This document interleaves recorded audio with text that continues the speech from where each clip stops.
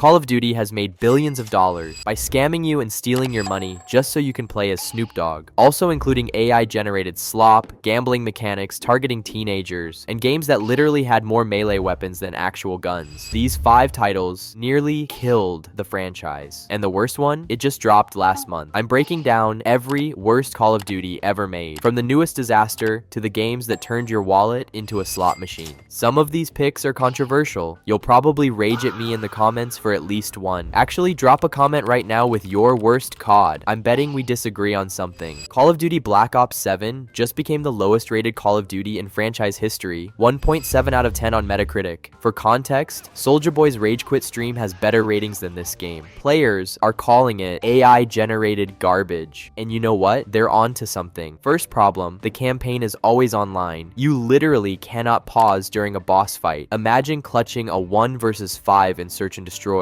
except it's single player and you still can't pause. That's Black Ops 7. Your mom yells at you to take out the trash? Too bad. Game keeps running. You get kicked for inactivity while you're gone. Brilliant design. Here's where it gets hilarious though. The campaign reuses maps and missions from previous games and justifies it with mind-linking technology. So basically they copy-pasted old content, wrote a sci-fi excuse, and shipped it. Even Snoop Dogg playing Warzone on stream puts more effort into his gameplay than Activision did into this campaign. Oh, and they used AI to generate in-game assets, including calling cards. Players spotted it immediately because the art looked wrong, soulless, like it was made by a robot that learned about Call of Duty by reading Reddit threads, which honestly might be exactly what happened. Sales tanked 63% compared to Battlefield 6 in Europe. PC player count barely hit 100,000 concurrent. That's less than the number of people watching Doug censor Martin on a random Tuesday. The multiplayer, same recycled garbage with zero innovation. Activision's yearly release schedule finally caught up with them. This game needed a few more days in development. Instead, they rushed it out to meet a deadline, and players abandoned it faster than a hardscoper getting roasted in game chat. Black Ops 7 proves publishers will release anything to hit quarterly earnings. Quality be damned. Alright, controversial territory. Call of Duty Ghosts. When Ghosts launched in 2013, it got review bombed harder than a camper on shipment. The game was absolutely cooked by players. The campaign? One of the most divisive in franchise history. The story made South America evil for no reason. The Federation just attacks America because they woke up feeling spicy that day. Zero buildup, zero tension, just random villain energy. The plot revolves around oil disappearing from Earth in some unexplained event. It's like the writers rage quit halfway through development. Fans noticed Infinity Ward straight up reused animations from Modern Warfare 2's ending, which is wild. The game ended on a cliffhanger that will never get resolved because the sequel was never made. That's like going AFK mid-match and never coming back. Everybody just sitting there waiting for you. But campaign complaints weren't even the worst part. The multiplayer maps were massive and encouraged camping harder than someone sitting in a corner with claymores, ghost, and dead silence. The flow was terrible. The UAV got changed from an aerial streak to ground-based, which tilted the competitive community immediately. Everything had this depressing gray and brown color palette. The game looked like it was permanently stuck in the gulag. Moody lighting, washed out colors, real uplifting stuff. Oh, and Ghost launched without Search and Destroy. A Call of Duty game launched without SND. That's like launching Warzone without the gas circle, or launching a restaurant without food. Just baffling decisions. Then there was Extinction Mode, Infinity Ward's attempt at replacing zombies. Critics loved it. Players, not so much. Too linear, too repetitive. Couldn't touch the replayability of Treyarch's zombies. On PC, Ghost peaked at 36,000 concurrent players at launch, and died faster than your KD after getting thrown into a sweaty SBMM lobby with CDL wannabes. However, years later, some fans are calling Ghost underrated. They say the campaign had emotional character dynamics and depth that recent titles lack. So here's my question. Was Ghost actually terrible, or was it just ahead of its time? Drop your honest Ghost's opinion in the comments. I genuinely want to know. Advanced Warfare introduced exosuits and flipped the formula. Double jumps, mid-air boosts, dashing across maps like you were auditioning for Titanfall. The community split immediately. Players who mastered the movement loved it. Everyone else got absolutely fried in lobbies by people flying around like caffeinated squirrels. But the movement system wasn't the real problem. The problems were supply drops and SBMM. Advanced Warfare's supply drops were gambling, full-on bet, the house on black style, weapon variants that modified base stats made some guns objectively better. The BAL-27 Obsidian Steed, the AK-12 RIP, absolutely pub-stomping material. If you pulled them from a supply drop, you had an instant advantage. You could grind for hundreds of hours praying to RNGesus, or drop real money and still get nothing because it was all random. Complete lottery system. This is where pay to win became mainstream COD vocabulary. Before Advanced Warfare, microtransactions were mostly cosmetics. After, all bets were off. Kevin Spacey played Jonathan Irons in the campaign, and honestly delivered an impressive performance. The story about private military corporations was actually interesting, but even Kevin Spacey couldn't save this game's reputation when players realized they were basically pulling slot machines for competitive advantages. Advanced Warfare also popularized SBMM. The director confirmed later that Activision, not the devs, forced that decision. Every match felt like a CDL championship. Zero chill, just constant sweat. I won't even get into the ASM-1 demons. This was the turning point where Call of Duty stopped being about gun skill and started being about who could spend the most money or no life the hardest. And if you think SBMM was annoying then, just wait, because Black Ops 4 took everything wrong with Advanced Warfare and cranked it up. Black Ops 4 was the first mainline Call of Duty with no campaign. Zero, nada, nothing. You paid $60 for multiplayer, zombies, and Blackout. That's it. Imagine buying a full price game and the devs just go, yeah, we removed the entire story mode. But here's a battle royale because Fortnite is popular, so get wrecked. Treyarch originally planned a campaign called Career, post-apocalyptic 2070 setting with co-op elements. Sounds sick, right? They canceled it in early 2018 due to technical concerns. Developer code for, we ran out of time and Activision wanted their money now. Instead, we got Specialist HQ, short tutorial missions with disconnected lore snippets, not a campaign, a glorified loading screen with dialogue. Thanks Vonderhaar. The gameplay changes were equally controversial. Black Ops 4 removed automatic health regen and forced manual healing, introducing the stim shot. Some players loved the higher skill ceiling. Others felt it ruined combat flow, especially when you're trying to re-peek after hitting a nasty quick scope and you're stuck mashing the heal button. Map design was terrible, encouraged camping, created frustrating choke points. Combined with aggressive SBMM, every match felt like a ranked tournament. Zero fun, just pain, but nothing compared to the microtransactions. Black Ops 4's loot box system was predatory. New weapons locked behind reserve crates with drop rates worse than pulling a gold gun from the mystery box on round 50. You could play for months and never unlock what you wanted. Eventually, Treyarch added a system where you could spend 50 reserve cases to pick a weapon. 50. That's asking players to treat COD like a full-time job. Some weapon blueprints cost $20, 20 actual dollars, for a single gun skin in a game you already paid $60 for. With a season pass that cost another $50, absolute robbery. Without a campaign to justify the price tag, the multiplayer content had to be perfect. It wasn't even close. Controversial take incoming. Black Ops 3. Many players loved this game. The movement was smooth, zombies was incredible, gunplay felt crisp, but Black Ops 3 committed one unforgivable sin: the supply drop system. Before you comment, but the multiplayer was fun, how much money did you ask your mom for to get a supply drop? That's what I thought. Microtransactions were added after launch. Players who bought the game day one had zero clue they were walking into a casino. COD points ranged from $2 for 200 points up to $40 for 4,100 points. Classic whale hunting pricing strategy. Supply drops contained weapons that were objectively better than default guns. The MX Garand DLC weapons locked behind pure RNG. Players opened dozens of drops without getting anything useful. Weapons like the Marshall 16 with akimbo were legitimately broken. One-shotted from across the map gave paying players massive advantages. Textbook pay to win. Drop rates were insane. Players reported unlocking maybe one weapon after hundreds of hours. The boxes were packed with duplicates, emotes, worthless filler, standard predatory loot box design. Here's the insane part. Black Ops 3 had more melee weapons than guns at one point. 14 different melee reskins before you could unlock a single ranged weapon. What were we thinking? You could pull a lefty before even getting a skin for your gun. Hacking became a serious problem. Weak backend design made it easy for cheaters to ruin matches, especially on PC and last-gen consoles. And if you played on PS3, the lag was unplayable. Frame drops, connection issues, constant stuttering. Different game entirely. Also, the glitch spots literally gave you free nukes on absolute bot lobbies. Black Ops 3's loot boxes were so predatory that Belgium banned them. Black Ops 3 was specifically cited as an example of gambling mechanics targeting minors. Actual legislation happened because of this game. Some players reported grinding 2,500 hours to unlock everything without paying. That's not a flex. That's a cry for help. No game should require 2,500 hours or hundreds of dollars to access content you already paid for. Black Ops 3 hit peak pay to win. Worse than Advanced Warfare. Worse than Black Ops 4. It set the standard for aggressive monetization we're still fighting today. So here's my question. Be honest in the comments. Did you actually actually enjoy Black Ops 3 despite all this, because a lot of you are about to tell me I'm wrong, and that's exactly why this game made the list. 5 Call of Duty games that represent the franchise at its worst: Black Ops 7's AI-generated disaster, Black Ops 3's predatory gambling mechanics. These games prove even billion-dollar franchises can completely fumble. Now here's what I want from you. Comment your actual worst COD below, not the one everyone complains about, the one you personally couldn't stand. Was it Ghosts, Infinite Warfare, Vanguard, something else? And if you disagreed with any of my picks, especially Black Ops 3, let me know why. I read every comment. Hit subscribe for more videos like this. And if you made it this far, drop a GG's in the comments so I know you're a real gamer.